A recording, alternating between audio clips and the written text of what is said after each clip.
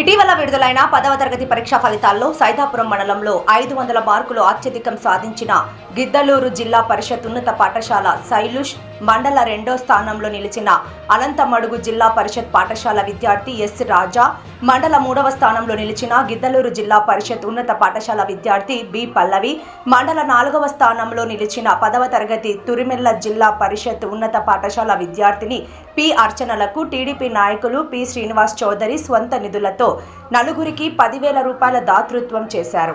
ఈ సందర్భంగా విద్యార్థులు గ్రామానికి, జిల్లాకు, రాష్ట్రానికి, దేశానికి మంచి పేరును తెచ్చేలా అన్ని పరీక్షల్లో విజయాలు సాధించేలా స్వీయ నియంత్రణ పెట్టుకొని సాగాలని సూచించారు. ఈ కార్యక్రమంలో మండల విద్యాశాఖ అధికారి ఏ సుబ్రహ్మణ్యం, ఉప విద్యాశాఖ అధికారిని సుప్రియ, నాయకులు విజయల్ రెడ్డి, వరిగొండ సురేంద్రరావు, గిద్దలూరు టీడీపీ నాయకుడు రామకృష్ణారెడ్డి, అనంతమడుగు గిద్దలూరు తురిమెల్ల ఉన్నత పాఠశాలల ప్రధానోపాధ్యాయులు, విద్యార్థుల తల్లిదండ్రులు, దాడిశెట్టిపల్లి పాఠశాల ఉపాధ్యాయులు రవికుమార్, మండలంలోని పాఠశాలల ఉపాధ్యాయులు తదితరులు పాల్గొన్నారు.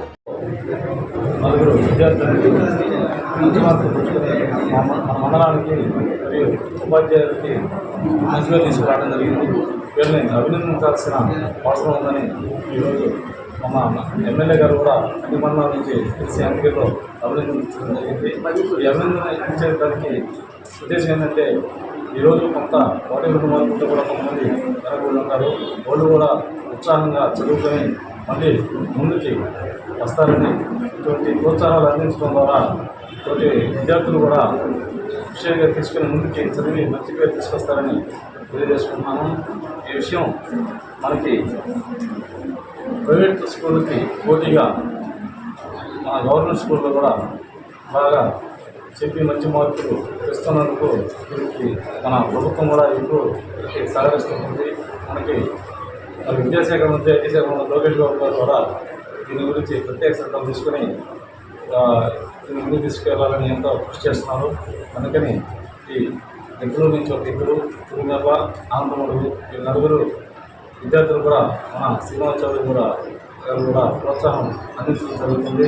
మిగతా విద్యార్థులు కూడా తక్కువేమి కాదు. కొంతమంది కొన్ని కారణాల వల్ల, కొన్ని ఆ పరిస్థితుల వల్ల కొన్ని వెనకబడి ఉంటారు. వాళ్ళు కూడా భవిష్యత్తులో మంచి మార్కులు తెచ్చుకొని మన మండలానికి, మన గ్రామానికి, మన తోటి మన స్కూల్ ఉపాధ్యాయులకి మంచి పేరు తీసుకొస్తారని ముందు తెలియజేసుకుంటూ అవకాశం. మండల స్థాయిలో ప్రథమ, ద్వితీయ, తృతీయ స్థానాలు ప్రైవేటు పాఠశాలల కంటే కూడా మెరుగ్గా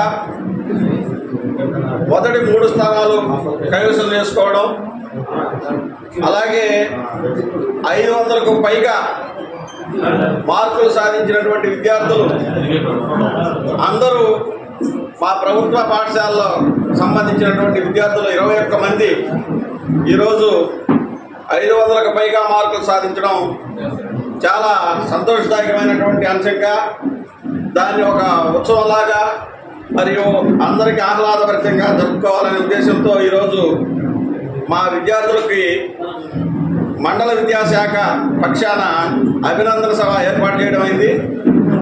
ఆ సమావేశానికి వచ్చేసినటువంటి నాయకులు, అలాగే అధికారులు, ప్రభుత్వ పాఠశాలల ప్రధానోపాధ్యాయులు మరియు ఉపాధ్యాయులు, తల్లిదండ్రులు, విద్యావేత్తలు అందరికీ మండలం తరపున, విద్యాశాఖ తరపున స్వాగతం పలుకుతూ ఈ కార్యక్రమానికి మండల విద్యాశాఖ అధికారి అయినటువంటి నేను కూడా అభినందిస్తున్నాను. కాబట్టి ఇదే విధంగా ఇదే ప్రోత్సాహంతో అందరూ కూడా మంచి మార్కులు తెచ్చుకొని ఈసారి ఇంకా కూడా పర్సంటేజ్ పెంచాలి. మన మండలం తరఫున 79% తోటి మండలంలో విద్యార్థులు అందరూ కూడా పాస్ అవ్వడం జరిగింది.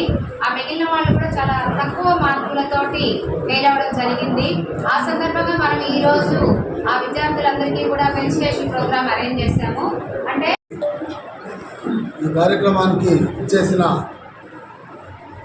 పెద్దలు,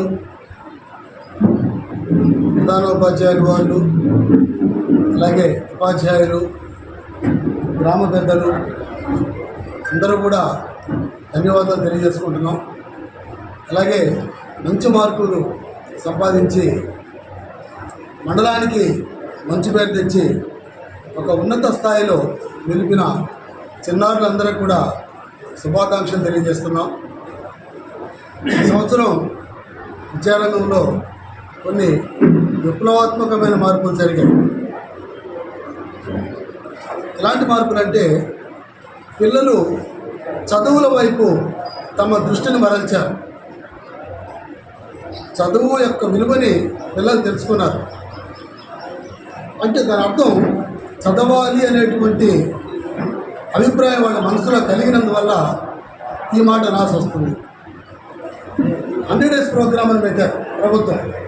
ఇది చాలా ప్రతిష్టాత్మకంగా తీసుకున్నటువంటి కార్యక్రమం. 100 రోజులు పిల్లల్ని మా గ్రిప్లో పెట్టుకున్నాం. ఇందులో ఆయా పాఠశాలల ప్రధానోపాధ్యాయులు, మండల విద్యాశాఖ అధికారులు మేము మా మానిటరింగ్లో పిల్లలు ఎలా చదివారో మాకు తెలుసు. రెగ్యులర్గా మేము ఇద్దరు మేడం గారు నేను ప్రతిరోజు రూట్ మీద పోతూ ఉంటాం. ఆఫీస్కి రాము, రూట్ మీద ఉంటాం. ఏ స్కూల్కి వెళ్ళినా కూడా పిల్లలు ఎవరు కూడా బయట లేరు, ఉపాధ్యాయులు ఎవరు కూడా బయట లేరు. సరే బయట లేరంటే వాళ్ళు లోపల ఉన్నారు, లోపల ఉంటే చదువుతున్నారు. ఆ విధంగా ప్రతి విషయంలో మానిటరింగ్ చేశాం. పిల్లలు ఉదయం ఎగ్జామ్ రాస్తే ఆ మార్కుల్ని మధ్యాహ్నం వల్ల ఆన్లైన్లో పెట్టాల్సి వచ్చేది. అందువల్ల బరువు బాధ్యతలు రెండు కూడా ఆయా ఉపాధ్యాయుల మీద, ప్రధానోపాధ్యాయుల మీద, మా మీద ఉన్నది. అందువల్ల మొట్టమొదటిది ఒత్తిడి అయిన మాకు.